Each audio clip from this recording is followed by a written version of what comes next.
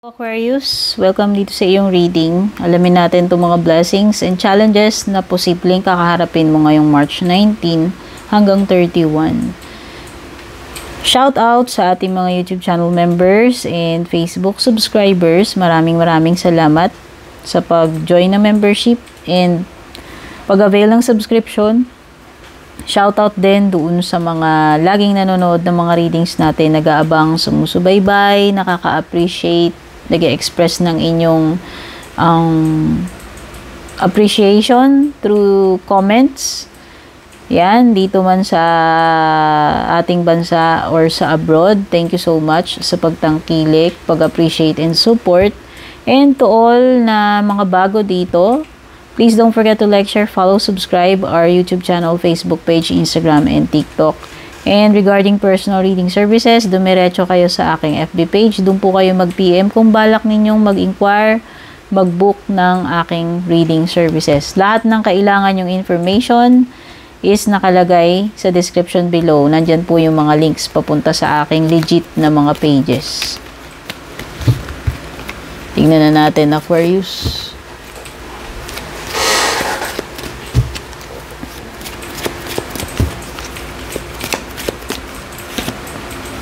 Owl,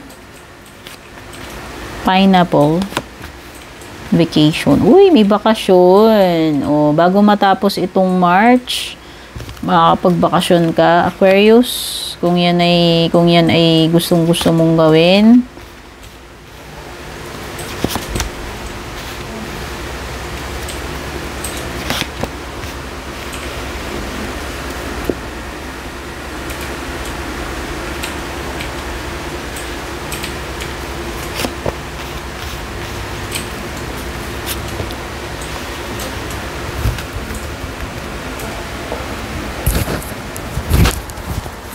Okay, meron kang owl, good advice from a wise person. O, baka kakailanganin mo ng advice, Aquarius, at mukhang meron namang magpapayo sa iyo dito. So, itong person na magpapayo sa iyo, mukhang ano naman, reliable naman, may nalalaman siya tungkol dito sa concern mo. So, pwedeng valid yung advice nito, or pwedeng you should take this person's advice kasi pwedeng alam niya. No? Alam naman niya kung ano yung pinapayo niya sa iyo. So, baka gusto lang makatulong nito or paano ba, i-guide ka niya. So, meron ditong nangangailangan ng advice. Whether ikaw ito, nangangailangan ng advice o kung may lalapit sa iyo na ikaw yung mag-a-advise. No?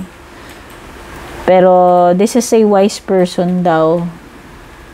Pagdating sa mga payo, mukhang makaka-rely ka naman dito sa advice nitong person na ito.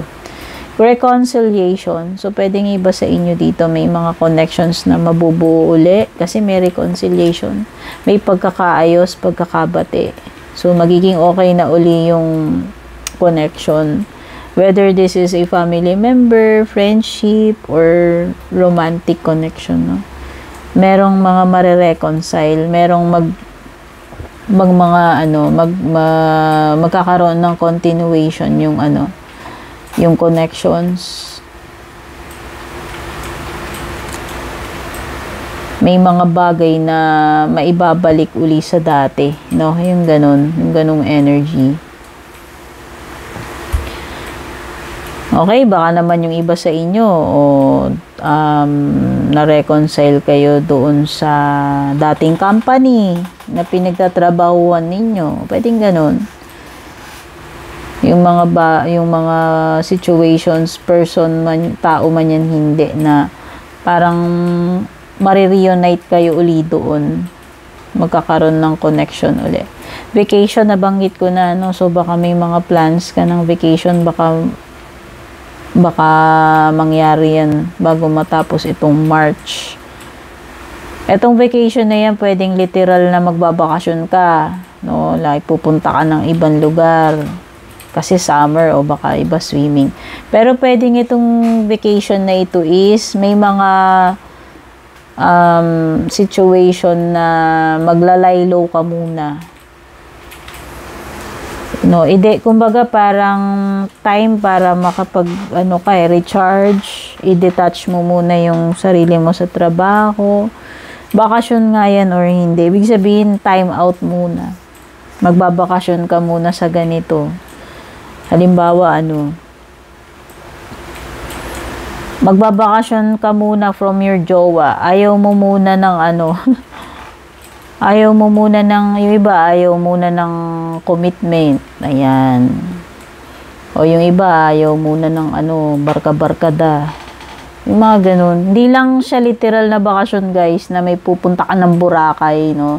Pwedeng may mga ganun. Pwedeng may mga ganung eksena. Pero yun nga, parang kailangan mo muna ng time out. Hindi lang about vacation. Pwedeng sa ibang bagay. Danger, especially in money matters, Aquarius. So, mag-ingat pagdating sa pera o possible na maka-encounter ka ng problema sa pera ngayong hanggang katapusan ng March. So, importante na maging maingat. Basta, kung may kinalaman man ito sa kakapusin ka, magkakaroon ka ng problema o baka mawawalan ka ng pera. Basta, anything na related sa pera, mag-ingat ka. So, kung may mga dealings ka, yung mga transaksyon na bentahan or mga utangan, yan yung mga mahirap yan. Basta anything na related sa pera, huwag ka munang basta-basta magtitiwala, magte-take ng risk. No? So, ingat-ingat. Anything na pera related. Meron ka ring someone going out of your life dito. Or end of a situation. So, either may aalis. May aalis na tao. Pwedeng symbolic yung aalis dito. Bahala na kayo Either may magtatapos or may aalis. Tao man ito, hindi. Okay? At ito, kung na magbasa nito, hate na hate ko to kaya lang part ito nung deck. O baka masyado ka namang dito, Aquarius, ayan, ganyan.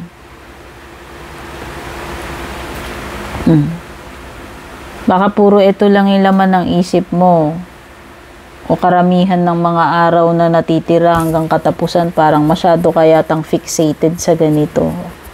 Or issue sa'yo to, or concern, or obsessed ka sa ganito. Hindi ko alam no? Bahala na po kayo kung nakaka-relate kayo dyan or hindi. Hindi naman kasi ito para sa lahat. Baka lang. Baka yung iba nakaka-relate, yung iba hindi. Kunin nyo lang yung mga tumutugma para sa inyo. At of course, may paparating na swerte para sa iyo. Magaganda na to, nasa ilalim. Ayan. May mga times na siswertihin ka hanggang katapusan. At meron ditong time na makakapag-enjoy ka.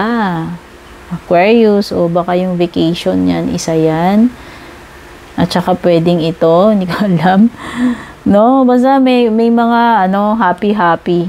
May mga happy-happy at saka gala-gala.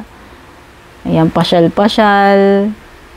Time to go out gimmick-gimmick, o baka kung ano mang klaseng enjoyment, paglabas-labas ito na ma-enjoy mo talaga, Aquarius, no?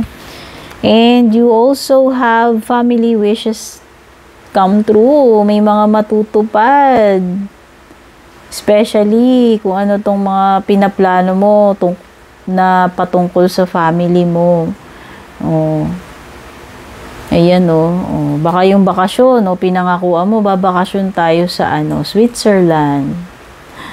O bakasyon tayo sa Boracay ngayong summer. O pwedeng hindi bakasyon, basta anything na ninanais mo or wish mo, goals mo para sa family mo na posibleng matupad na bago matapos itong March. Ang ganda.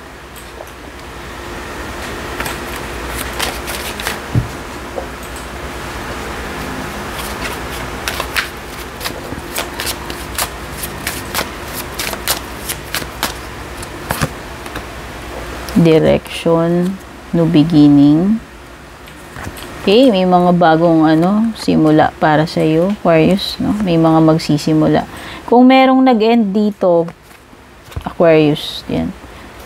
Kung meron man nag-end dito sa casket, meron magsisimula uli para sa iyo. So maganda indikasyon. Sige, tingnan muna natin yung iba.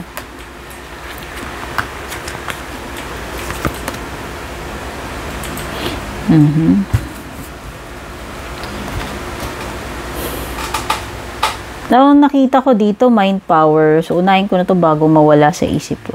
So, napakalakas ng yung power ng ng mindset mo pagdating dito sa sitwasyon mo. Malaking bagay etong mindset mo sa ikaka-improve or ikakaganda, ikaka-successful ng sitwasyon na kakaharapin mo. Importante itong mo, kung paano mo gamitin itong paano mo i-analyze yung mga bagay-bagay. Importante itong abilidad mo, yung kaalaman mo. Mind power Your mind is powerful right now, Aquarius. So, use this para sa para makuha mo yung outcome na gusto mo. No? Meron ka ring direction. Do not deviate from your path. Attract a mentor if necessary. Plan where you want to be. So, nakikita mo na siguro itong March, no? Nagme-make sense na yung mga bagay na ginagawa mo Kasi, nakikita mo na papunta na siya sa ganitong direction. So, andun ka na Mukhang nasa tamang path ka naman, mukhang tama naman yung landas na napili mo, ginagawa mo right now. Ang importante lang dito is commitment and consistency, Aquarius. No? Kung paano mo marireach yung finish line, depende na yan sa consistency and commitment mo. Pero mukhang nasa tamang path ka naman. Okay? So, ipagpatuloy mo lang. Or kung wala ka pang mga ganyan, halimbawa na wala ka pang specific na direction, importante, ma-determine mo na, malaman mo na. No, you need to set, you need to set goals. Ano ba talaga yung purpose mo? Ano ba talaga yung goal mo? Yan. Kung wala ka pang mga ganyan, ako. So, importante rin ang pagpaplano where you want to be. Siyempre, yun yung goal na sinasabi ko May specific na goal ka, yun yung magiging destination mo, and then ito yung path. Na-layout mo na ba yan? Nagawa mo na ba yung goal? Nakapag-isip ka na ba ng purpose, ng goal, ng niche, ng true north mo? And kung meron na, andun ka ba sa path na gusto mong tahakin? Andun ka na ba? At kung nandun ka na, how far will you go? Will you continue? Magper-persist ka ba? Magiging committed ka ba dito? Yan yung mga reminders or yung mga dapat mo isaalang-alang. Looking. Have an eye for beauty and uncover hidden charms. Wow! Mukhang may mga madidiscovery ka, Aquarius. Ayan. Naghahanap ka man dito, hindi. Pero most likely, kung naghahanap ka, mahahanap mo yung hinahanap mo. Meron kang mga dito, madidiscover kung ano man itong mga to. Ayan. Seek and you will find. Mahanap mo na kung may nawawala. May nawawala man or wala, basta kung ano man ito, may mga madidiscover ka. May mga malalaman ka. Kung naghahanap ka ng something, makukuha mo yung hinahanap mo, mahahanap mo yun sa paanong paraan. Pero independence. Manage money yourself. Don't depend on others. So, pwedeng iba sa inyo dito, you are,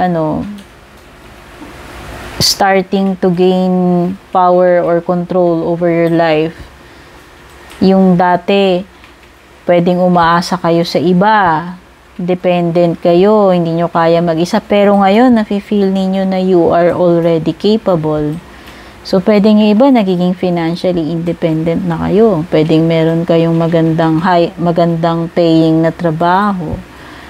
And napoprovide nyo na yung needs ninyo without asking help or sustento from anyone, no? Ayan, napoprovide nyo na yung mga needs nyo Andun na yung nakakatayo na kayo sa sarili ninyo. no? Independence. Okay? Hindi, kasi may mga times talaga na dapat kaya natin sa sarili natin, kasi hindi naman laging merong nandyan sa likod natin or tabi natin para umalalay sa atin. So, iba pa rin yung na-train mo yung sarili mo or kaya mo sa sarili mo. Okay? Kaya mong dalihin yung sarili mo. Mind power. Nasabi ko na ito, yung kanina, yung may kinalaman sa your mind is very powerful right now. So, etong mga naiisip mo na insights na ito yung magagamit mo to improve your situation or to become successful. Use your intelligence. Ayan, no? Ayan. Gamitin mo. This time, gagamitin mo is logic, intelligence, mind over heart. Hindi emotions muna yung ano ngayon. Importante. Importante pagiging logical and rational yung approach, no? Sa sitwasyon mo nakakaharapin. And guardian angel, some higher power protects you from difficulties and misfortunes. So, if ever na may maka-encounter ka man, Aquarius, ng mga problema, challenges, kahirapan, hindi ka pababayaan ng divine. Andyan yung mga guardian angels mo to protect and guide you, assist you sa mga pangangailangan mo. Of course, we have to do our part. Pero hindi rin natin imemenos or kakalimutan na andyan din si God, andyan yung mga angels. All we have to do is pray and ask for guidance dito sa mga higher forces na yan. Basta trust your guardian angel, no? Yun yung sinasabi dito. Hindi ka nila pababayaang mapahamak. O, diba? Love life. Wow! You are falling fast. You or this person is falling fast. Nai-in-love na agad-agad. Ang bilis ng mga pangyayari. Ayan, no, love happens quickly. But don't lose yourself in the process. Nahuhulog na. Hindi namamalayan itong person na to. Ikaw man yan o yung person na inlababo na pala siya sa'yo or inlababo ka na sa kanya.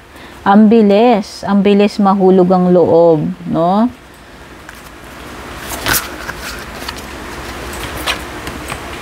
Adventure, wow! So, may mga exciting, andito ka na sa exciting part ngayong March, Aquarius, wherein you will discover you are discovering new things pagdating sa samahan na ito, sa connection na ito. May mga adventure, may mga exciting na kaganapan sa inyo nitong person na to. Ayan, o. Pwedeng may mga ine-explore kayo nitong person na to. May mga gagawin kayo na magiging exciting para sa inyong dalawa.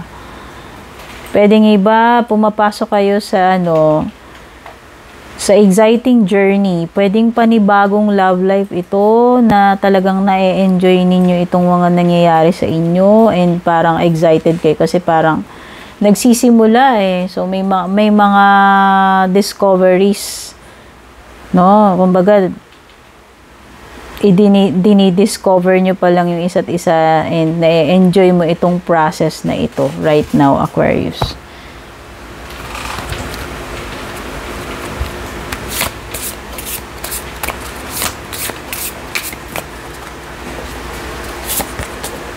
Hold your vision. O, diba? May binanggit ako kanina Wait lang. Ayan. May kinalaman dito sa path direction. So, pwedeng nahanap mo na yung path mo. Ang kailangan mo lang talaga dito, Aquarius, is to hold your vision. Commitment and consistency na ipagpapatuloy mo itong path na pinili mo. na hindi ka basta-basta mag-give up, na kung talagang buo yung loob mo, pangangatawanan mo yan. No? You will continue to hold this vision of yours kung talagang ikaw ay seryoso dyan. Okay? And for your closing message,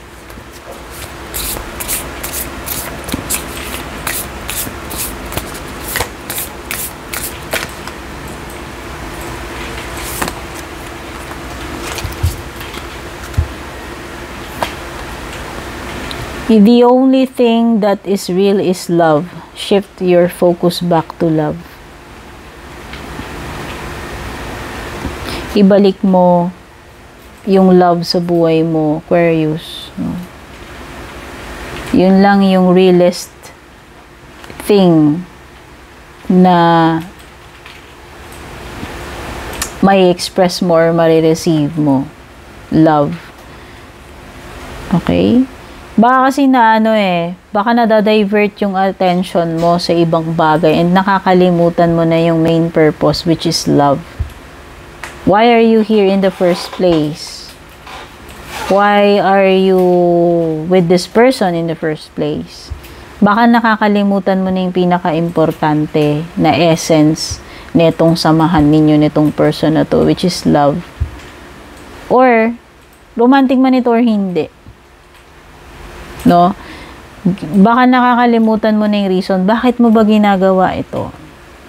Ano ba yung true meaning? Ano ba yung true essence na itong buhay natin?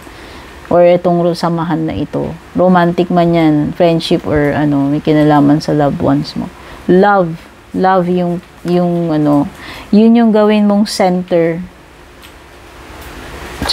ng buhay mo ngayon, Aquarius. Okay? Take care. God bless.